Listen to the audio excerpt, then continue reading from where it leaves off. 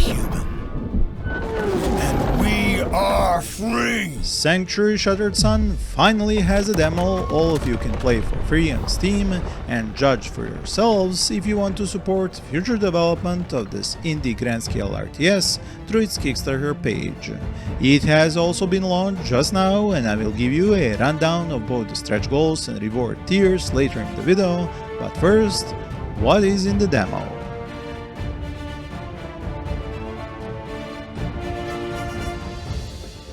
As you can immediately see from this main menu, which someone had a great idea to innovate with and spread the game modes over the surface of the Dyson Sphere, that is the setting and namesake of this game, which is Sanctuary, there are several tutorials. A single but quite impressive campaign mission, halfway through the hack. survival mode with several maps, half a dozen difficulty levels, and all 3 factions to choose from, as well as showcases of all the units and of the freezing and shattering features unique to this game.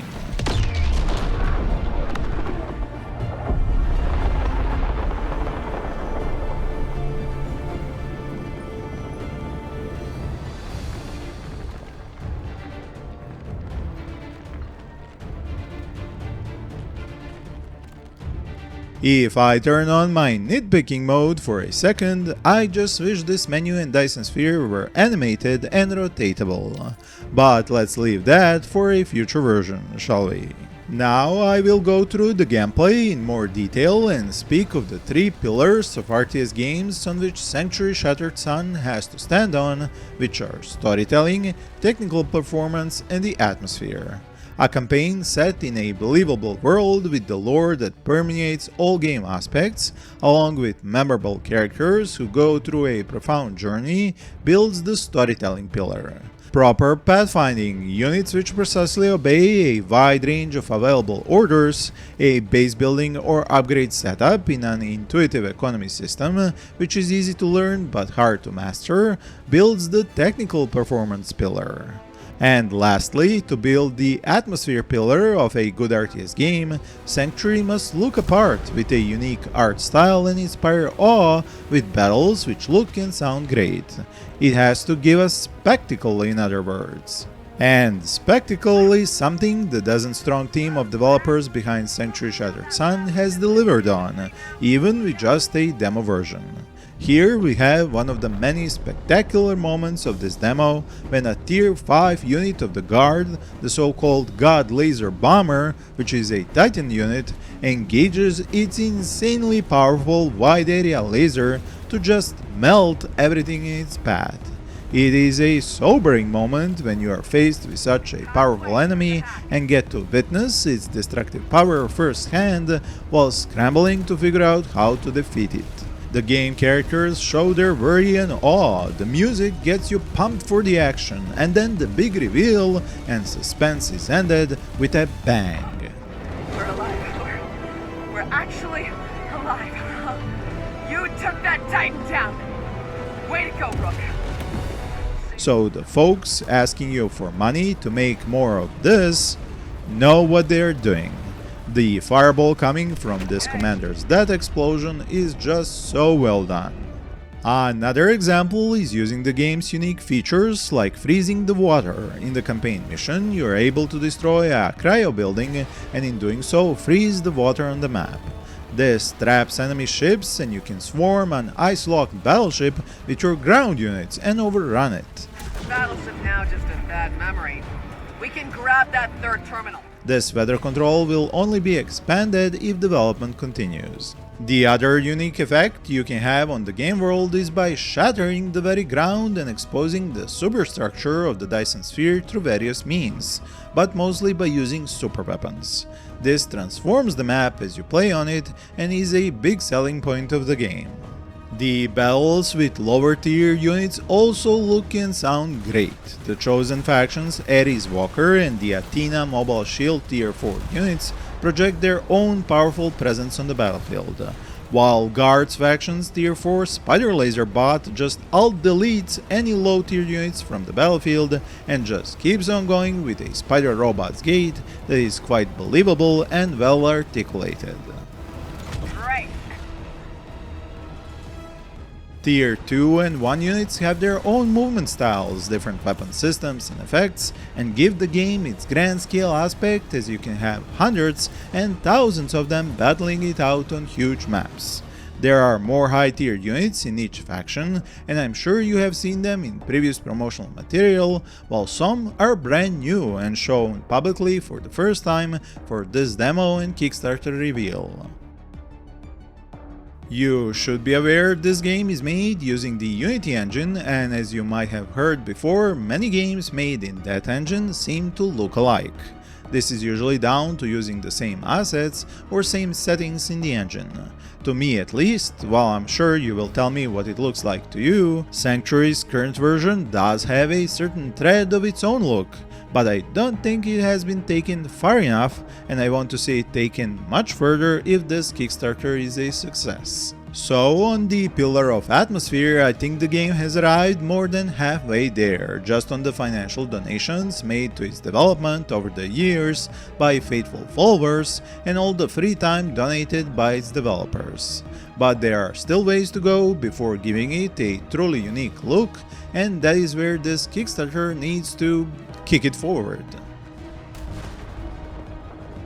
Now, as for the technical performance pillar that these devs had to build up over the years, I have both good and bad things to say. It's quite a mixed bag. Players of Supreme Commander and Beyond All Reason, for example, will be happy to know many of the advanced controls are in the game. Units can follow each other and use their functions together or in support of each other, like pooling their build power.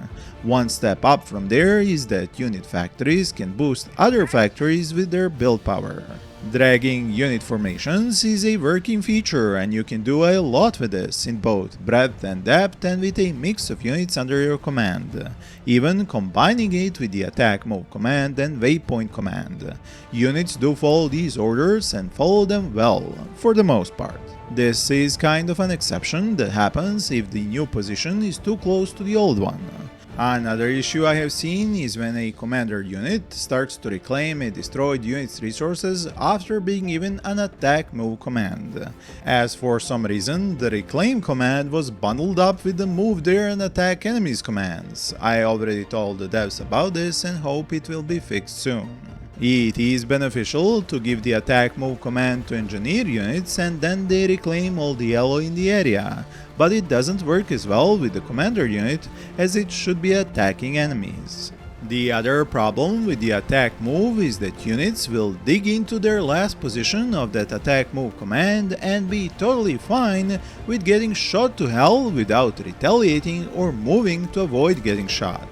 That part is very annoying to see over and over again, especially in a grand scale game where you can't always babysit a formation of units you sent off with a task, or give them too many pre-planned attack move commands, as you don't know how the combat situation will develop several steps ahead.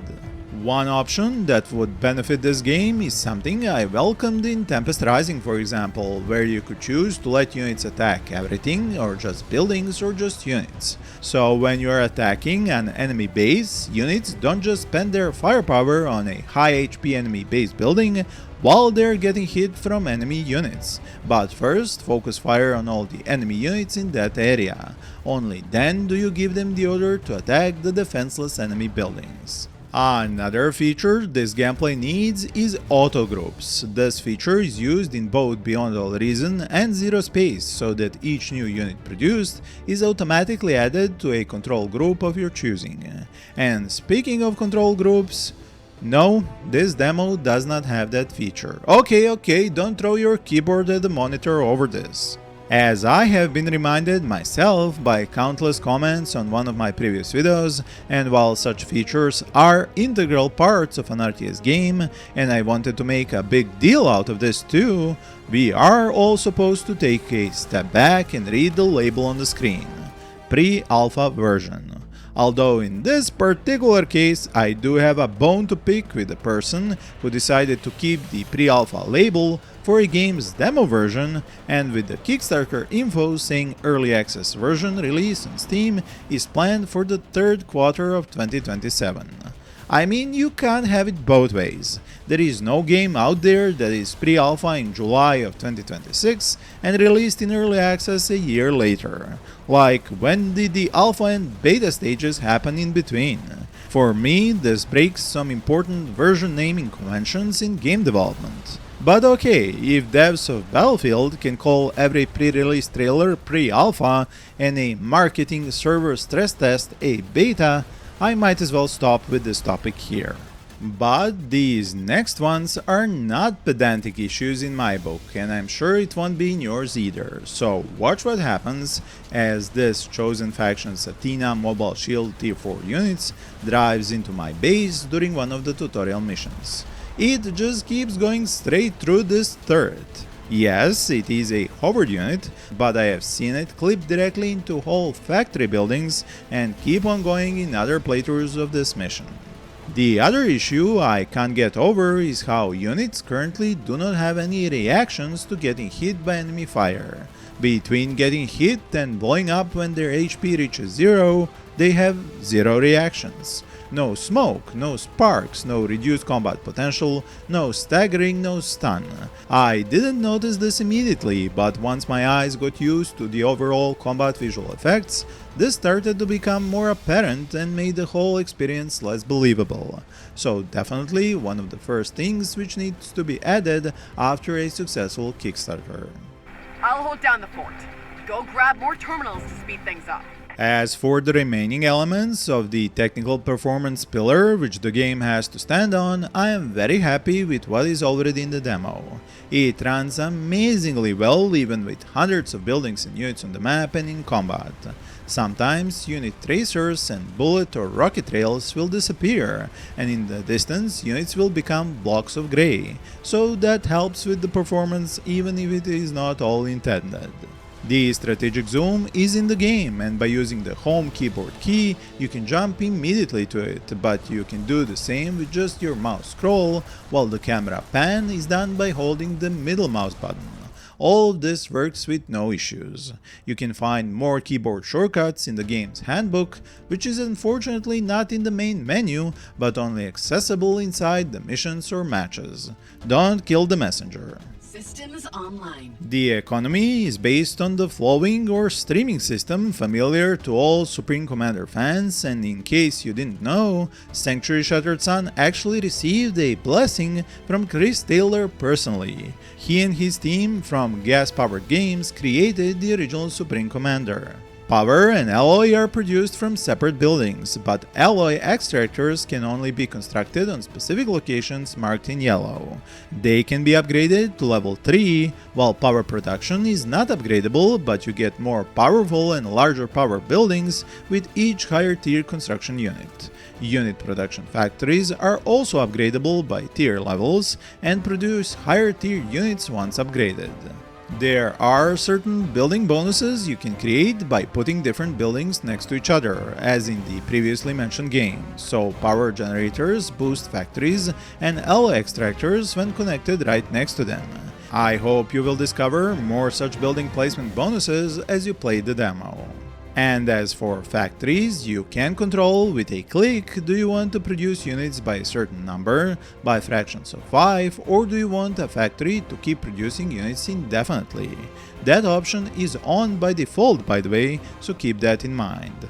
And yes, there are anti-vehicle and anti-air turrets of several tiers, as well as a shield building, so you can let your inner turtle come out and play. Now I need to move on to the storytelling pillar. The lore certainly permeates all game aspects, and devs did their best with this campaign mission and voiceovers to give us a believable world and an inkling into the characters that will guide us through its story. The pacing of the mission is well done, as well as its scripting, in-game cutscenes, and it doesn't take away the player's control too much. There is an artistic guiding hand at work here, and I really want to play more missions like this. We captured a terminal! The only annoying part of it was the fact that once the map expanded for the first time, the new enemies' bases ended up being very close and even basically a stone's thrown away from my allies' base, just in the opposite direction from where they were attacking before, almost like a backdoor. But the scripting on my allies' units was holding on to its path of visiting all the already destroyed enemy bases for far too long in the first part of this mission. Other than that, it was an enjoyable experience that did put some pressure on me as a player, but also gave me lots of room to think and try different approaches. Turret creep was doable, flanking was doable, and sneak attacks were doable, so I didn't find anything else I would ask to be improved upon. And on that topic, when and how will the devs improve this game? Well, if we go back to the Kickstarter page, we can see that devs are starting with $100,000 for the base game. That means just land units and bases, multiplayer, skirmish, some single player minigames, and only 3 tech levels across the 3 factions with T4 megabots as they call them.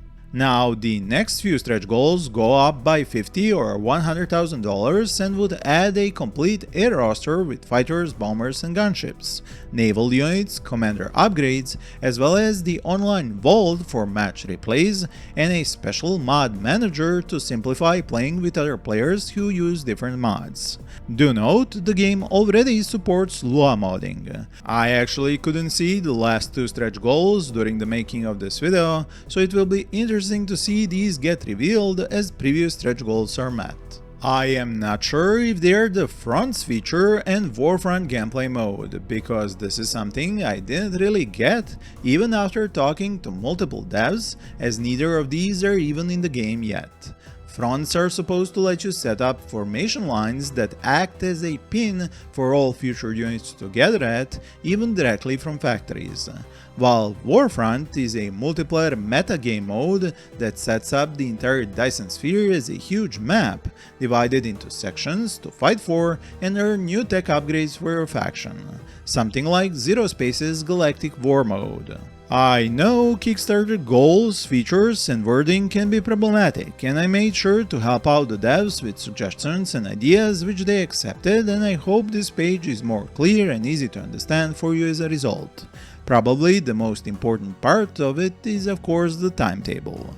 Current plans outline the beta access for multiplayer and skirmish modes starting from this August for all backers who paid the beta access now tier or higher tier versions. While the physical rewards, which do look cool from what I have seen of them, will be delivered during the second quarter of 2027. And most importantly, the actual early access version is planned to hit Steam during the third quarter of 2027.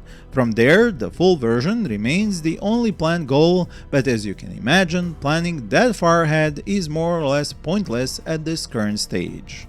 As for the reward tiers, well, let's just say I thought it was outrageous enough when I signed up for that $1,000 top tier for the Kickstarter of Dwarf. But this game's top tier Kickstarter is way out of my financial tier. There is, however, a 20% early bird discount for some of the most interesting and not too expensive tiers, so I hope that balances it out. I haven't followed many Kickstarters, so I'm not sure how this one compares when it comes to rewards, so if you think any of these are too much or too little, feel free to share. Is there more I could have said or shown of the gameplay? Yes, and if you're interested, let me know down in the comments, where you will find links to more videos about new and upcoming games. Thank you for watching, and I wish you all happy gaming.